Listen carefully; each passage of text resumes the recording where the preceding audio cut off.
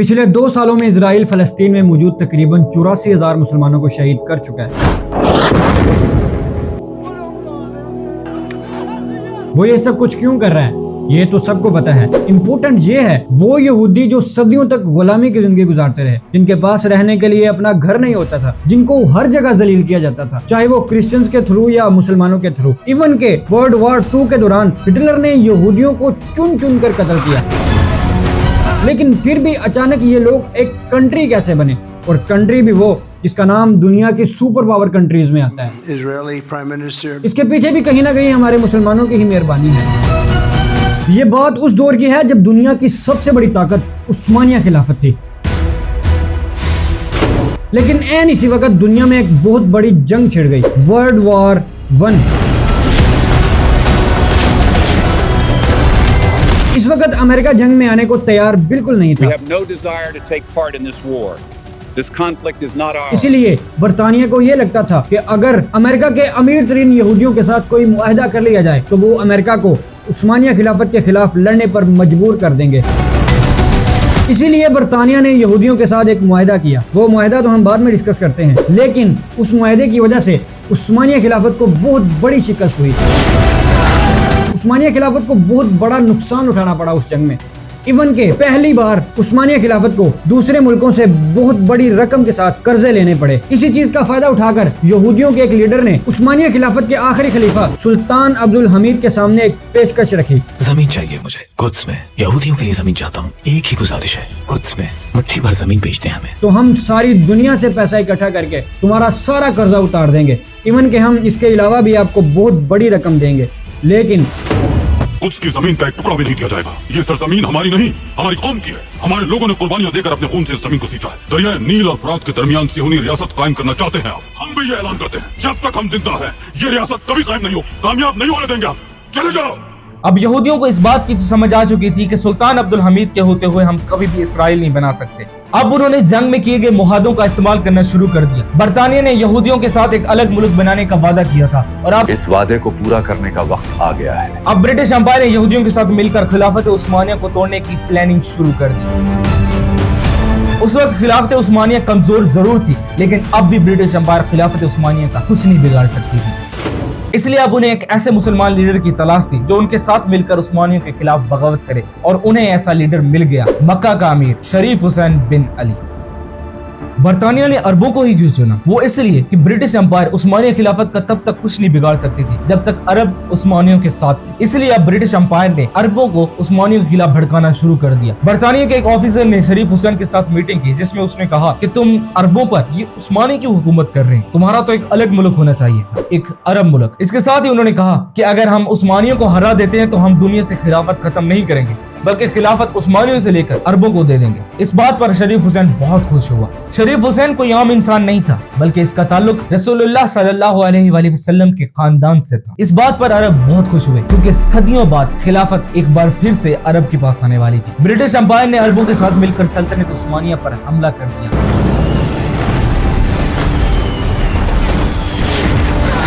और 600 सालों तक दुनिया पर हुकूमत करने वाली खिलाफत उस्मानिया तबाह हो गई। जैसे ही जंग खत्म हुई, अब ब्रिटिश एम्पायर को चाहिए ये था कि वो खिलाफत अरबों को दे देते, लेकिन ब्रिटिश एम्पायर ने शरीफ हुसैन के सामने एक बहुत ही अजीब शर्त लिखी। खिलाफत तो हम तुम्हें दे देंगे, लेकिन बदले में फिलिस्तीन को यहूदियों के हवाले करना होगा। शरीफ हुसैन ने इस बात को मानने से इनकार कर दिया और ब्रिटिश को शरीफ हुसैन पर बहुत ज्यादा गुस्सा आया। अब एक बार फिर से ब्रिटिश एम्पायर ने एक और लीडर की तलाश करना शुरू कर दी। इस बार उन्हें एक ऐसा लीडर चाहिए था जो सेल्फिश लीडर हो, जो सिर्फ अपना सोचता हो। इस बात का फायदा अरब के एक नौजवान शख्स ने उठाया, जिसे सिर्फ अरब का बादशाह बनना था। फलस्तीन यहूदियों के पास जाता है तो जाए। ये शख्स था सऊद खानदान का शहजादा अब्दुल अजीज। अब ब्रिटिश एम्पायर ने शरीफ हुसैन से अपना सारा सपोर्ट हटाकर अब्दुल अजीज को सपोर्ट करना शुरू कर दिया, और उसी साल अब्दुल अजीज मक्का और मदीना फतह करने के लिए रियाद से रवाना हुआ और उसने पूरा हिजाज फतह कर लिया और एक नई एम्पायर का आगाज किया, the kingdom of Saudi Arabia. और इसका सबसे पहला बादशाह बना किंग अब्दुल अजीज। इसके कुछ ही अरसे बाद अरब के सहरा से एक खजाना दरियाफ्त हुआ जो आज पूरी दुनिया की जरूरत बन चुका है। अरब के सहराओं से पहली बार पेट्रोल डिस्कवर हुआ जिससे अब्दुल अजीज को बहुत फायदा हुआ। लेकिन इससे भी अच्छी बात यह थी कि जैसे ही अरब से पेट्रोल डिस्कवर हुआ इसके ठीक 1 साल बाद पूरी दुनिया में एक और जंग छिड़ गई, वर्ल्ड वॉर 2।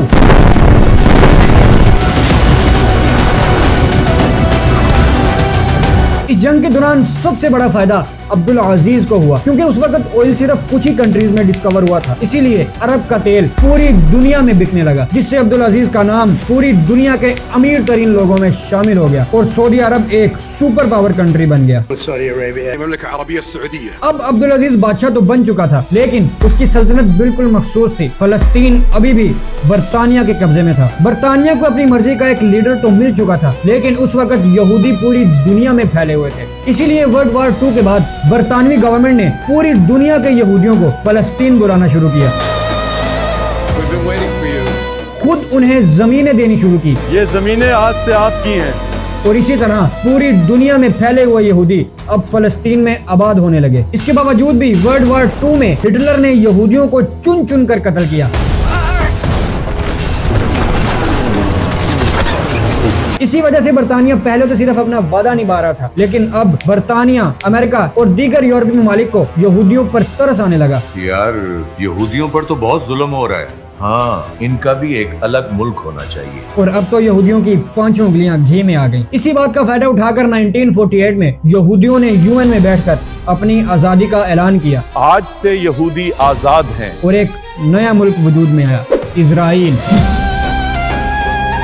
लेकिन जैसे ही इसराइल ने अपनी आजादी का ऐलान किया उस वक्त ऑलमोस्ट सारी अरब कंट्रीज, इजिप्ट, जॉर्डन, शाम, इराक, लेबनान ने फलस्तीन की हिफाजत के लिए अपनी अपनी आर्मी को भेजा। लेकिन हैरत की बात यह है कि उस वक्त की मुसलमानों की सुपर पावर सऊदी अरेबिया के किंग अब्दुल अजीज बिल्कुल खामोश बैठा रहा। चाहिए तो ये था कि वो सबसे ज्यादा फलस्तीन की हिफाजत करता, लेकिन उसने सिर्फ 800 वॉलंटियर्स फलस्तीन की हिफाजत के लिए भेज दिए। इवन के इस वक्त दूसरी अरब कंट्रीज का भी ये हाल था कि 1948 की जंग के दौरान वो इसराइल से ज्यादा एक दूसरे से डर रहे थे। इन इख्तलाफात ने ही इसराइल की जीत को नामुमकिन से मुमकिन बना दिया। इनमें सबसे ज्यादा इख्तलाफ ये था, जंग के बाद फलस्तीन की जमीन किसको मिलेगी। मतलब इतना लालच कि वहाँ मुसलमान शहीद हो रहे हैं और इनको एक जमीन के छोटे से टुकड़े की पड़ी हुई है। जॉर्डन का बादशाह किंग अब्दुल्ला ये चाहता था कि वेस्ट बैंक और अल कुद्स की जमीन उसकी सल्तनत का हिस्सा बन जाए। दूसरी तरफ इजिप्ट और सऊदी अरब इसके बिल्कुल खिलाफ थे क्योंकि वो नहीं चाहते थे कि जॉर्डन इतना ताकतवर बन जाए। उस वक्त फलस्तीन के सबसे बड़े लीडर थे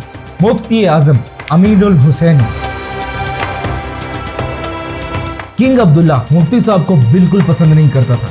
इजिप्ट ने मुफ्ती आजम के साथ मिलकर गजा में एक ऑल पैलेस्टाइन गवर्नमेंट बना दी, लेकिन किंग अब्दुल्ला ने इसे तस्लीम करने से साफ इनकार कर दिया और इसी वजह से मुसलमानों ने खुद ही फलस्तीन को अंदर से बिल्कुल कमजोर कर दिया था।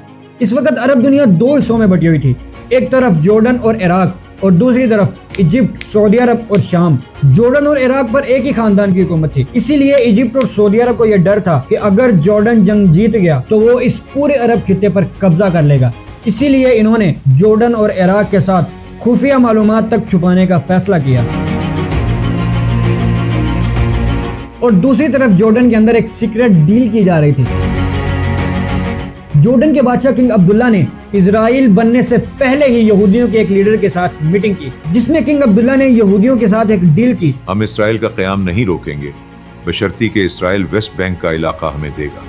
ठीक है, हमें तो कोई एतराज नहीं, क्योंकि वो तो चाहते ही ये थे। इसी सीक्रेट डील की वजह से जॉर्डन की फौज ने कई मौकों पर दूसरे अरब ममालिक की मदद करने से साफ इनकार कर दिया। अरब आर्मी ने एक होने के लिए इराक के जनरल नूरुद्दीन नेमत को अपना चीफ जनरल बनाया, लेकिन इनको आज एक नॉमिनल कमांडर का नाम दे दिया गया है, मतलब सिर्फ नाम का कमांडर। सारे ममालिक की आर्मी का एक ही चीफ जनरल था। किसी भी मुल्क की आर्मी का जनरल उनका ऑर्डर मानने को तैयार ही नहीं था। हम नूरुद्दीन का हुक्म क्यों माने? हम अपने बादशाह के अलावा किसी का हुक्म नहीं मानते।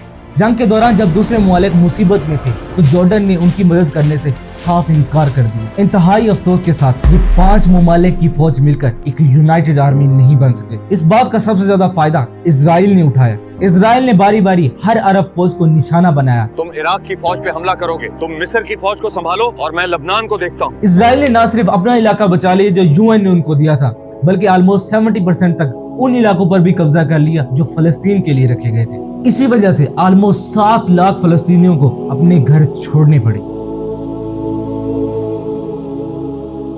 जंग के बाद वेस्ट बैंक का इलाका, जिसमें मस्जिद अक्सा भी शामिल है, जॉर्डन के हिस्से में चला गया और गाजा पर इजिप्ट का कब्जा हो गया। 5 ममालिक की आर्मी मिलकर एक मुल्क फलस्तीन को नहीं बचा सके। उस वक्त फलस्तीन के छिन जाने पर सिर्फ एक ही बंदा ऐसा था जो बिल्कुल भी खुश नहीं था, किंग अब्दुल अजीज का बेटा शाह फैसल। अब्दुल अजीज ने बादशाह बनते ही सऊदी अरब को 2 बड़े हिस्सों में डिवाइड कर दिया था। एक हिस्सा नजद, जिसमें सऊदी खानदान का कैपिटल रियाज था, जिसका बादशाह उसने अपने बड़े बेटे सऊद बिन अब्दुल अजीज को बनाया, और दूसरा हिस्सा हिजाज, जहां इस्लाम के सबसे मुकद्दस शहर मक्का और मदीना है, और इसका गवर्नर उसने अपने छोटे बेटे प्रिंस फैसल को बनाया। प्रिंस फैसल इजराइल के इतना खिलाफ थे कि उन्होंने यूएन में बैठकर इजराइल को तस्लीम करने से साफ इनकार कर दिया और इजलास से निकल गए। इसके कुछ ही अरसे बाद किंग अब्दुल अजीज फोत हो गया, लेकिन उसने फोत होने से पहले सऊदी अरब का अगला बादशाह अपने बड़े बेटे सऊद को बनाया। लेकिन हैरत की बात यह है कि जब किंग अब्दुल अजीज अपने बिस्तर पर आखिरी सांसें ले रहा था, तो उसने कहा, काश मेरे बाद तख्त पर मेरा बड़ा बेटा नहीं, मेरा छोटा बेटा बैठता। काश मेरे बाद सऊदी अरब का बादशाह सऊद नहीं फैसल होता। लेकिन इसके बावजूद उसने फैसल को अपने पास बुलाया और उससे कसम ली, वादा करो मुझसे कि तुम अपने भाई सऊद का हमेशा साथ दोगे, कभी उसके खिलाफ नहीं जाओगे। अब्दुल अजीज फैसल को बादशाह इसलिए बनाना चाहता था क्योंकि वो जानता था कि उसका बड़ा बेटा सऊद बिल्कुल अय्याश आदमी है।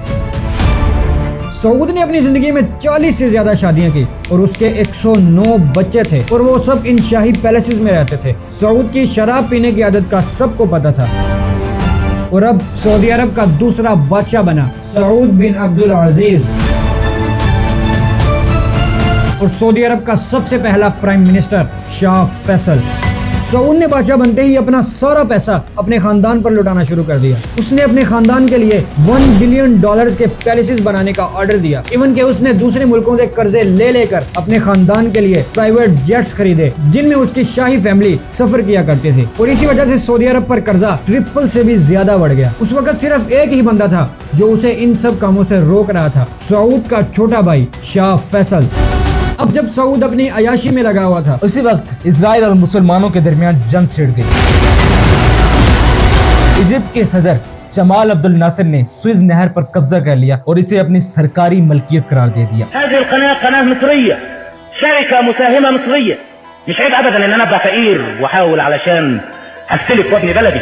ये नहर फ्रांस की एक कंपनी ने बनाई थी ताकि यूरोप और एशिया की तिजारत को आसान बनाया जा सके और जहाजों को भी आसानी हो सके। इस नहर पर कब्जे से बरतानिया और फ्रांस को बहुत बड़ा मुआशी धक्का लगा। इजिप्ट ने इजराइल के जहाजों के लिए भी इस नहर को बंद कर दिया और इजराइल की तिजारत भी रुक गई। अब बरतानिया, फ्रांस और इजराइल ने एक सीक्रेट मीटिंग की जिसमें ये प्लान बनाया गया कि इजराइल इजिप्ट पर हमला करेगा, बरतानिया और फ्रांस अमन कायम करने के बहाने मुदाखलत करेंगे और नहर पर कब्जा कर लेंगे। प्लान के मुताबिक इजराइल ने इजिप्ट पर हमला किया और तेजी से नहर की जानिब बढ़ने लगा। जब बरतानिया और फ्रांस ने इन दोनों मुल्कों को पीछे हटने के लिए कहा तो इजिप्ट ने साफ इनकार कर दिया। गुस्से में आकर इन दोनों मुल्कों ने भी इजिप्ट के एयरपोर्ट्स पर हमला कर दिया। उस वक्त सऊदी अरब के प्राइम मिनिस्टर शाह फैसल ने इजिप्ट को फुल सपोर्ट की। बरतानिया और फ्रांस जाने वाले तेल को रोक दिया, जिससे इजराइल और उसके दोस्तों को मजबूरन जंग से पीछे हटना पड़ा और मुसलमानों को इजराइल के खिलाफ पहली बार जीत हासिल हुई। उधर सऊद अपनी अय्याशियों में लगा रहा। शाह फैसल ने उसको समझाने की बहुत कोशिश की कि तुम्हारी इन अय्याशियों की वजह से हम तबाह हो जाएंगे, लेकिन सऊद ने शाह फैसल की एक बात नहीं सुनी और अपनी अय्याशियों में लगा रहा। शाह फैसल को सऊद की इस बात पर बहुत गुस्सा आया क्योंकि सऊद की इन अय्याशियों की वजह से सऊदी अरब तबाह हो रहा था। इसी वजह से शाह फैसल प्राइम मिनिस्टर की पोस्ट से इस्तीफा देकर स्विट्जरलैंड चला गया।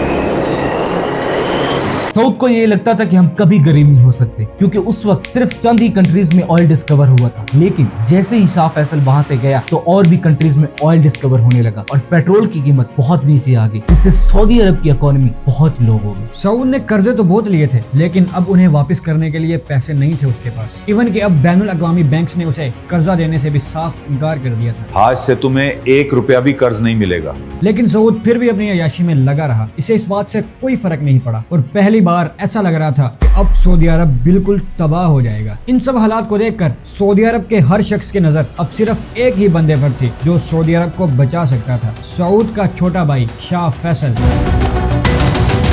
अब सऊदी खानदान ने मिलकर फैसल के सामने गुजारिश की। मुल्क मुश्किल में है, हमें अब क़यादत के बारे में संजीदगी से सोचना होगा।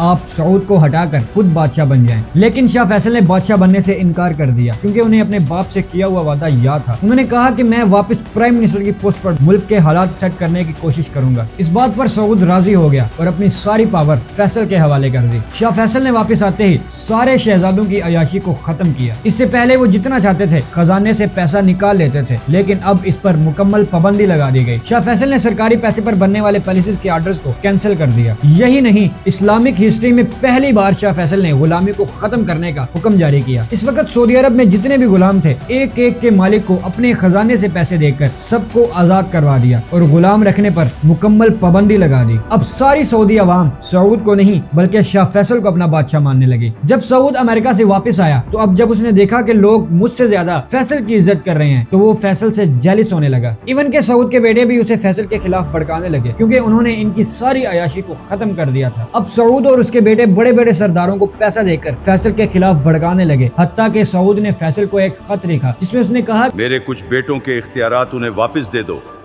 नहीं तो मैं तुम्हें गिरफ्तार कर लूंगा और गद्दारी का मुकदमा चलाऊंगा। लेकिन शाह फैसल ने यह सब करने से इनकार कर दिया, क्योंकि उन्हें पता था कि इन्हीं की वजह से पहले सऊदी अरब तबाह हुआ था। जैसे ही सऊद को इस बात का पता चला तो उसने अपनी स्पेशल आर्मी को फैसल को अरेस्ट करने का ऑर्डर दिया।